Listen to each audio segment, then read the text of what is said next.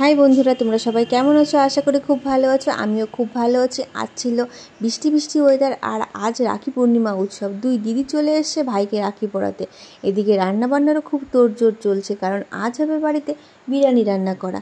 তাই ভাতটাও হয়ে গেছে, আর আমার দায়িত্ব পড়েছে মাংস রান্না করার। আমিও উনুনের জালে মাংস বসিয়ে দিয়েছি, কারণ এতটা মাংস উনুনের জালে রান্না না করলে একদমই স্বাদ হবে না। লাল লাল করে মাংস রান্না করব, কারণ কি লাল লাল করে মাংস বিরিয়ানির সঙ্গে খেতে খুবই ভালো লাগে।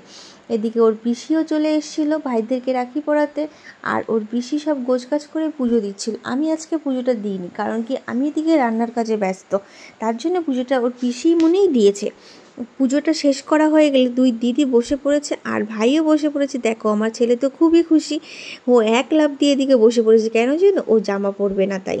আর ওদিকে ওর দাদা বসে আছে, বলছে মামি আমাকে ভিডিওতে নেবে না, ওর ভিডিও নাকি একদম ভালো লাগে না করতে।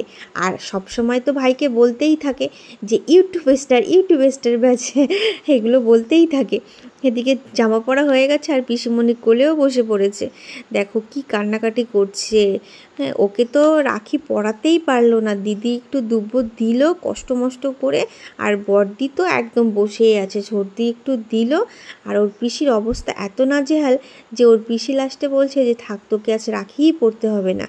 ওকে আর রাখিই পরাতে পারলো না। দুই দিদিরাও উঠে গেল। এদিকে রান্নাও শেষ হয়ে গেছে, সব কিছু মিক্সড করছে ওর পিসিমণি আর ওর বাবা। আর আমারও মাংস রান্নাটা হয়ে গেছে। দেখতেই পাবে তোমরা মাংসটা কেমন লাল লাল করে রান্না করেছি। তোমরা কেমন হলো ভিডিওটা আমাকে জানিও।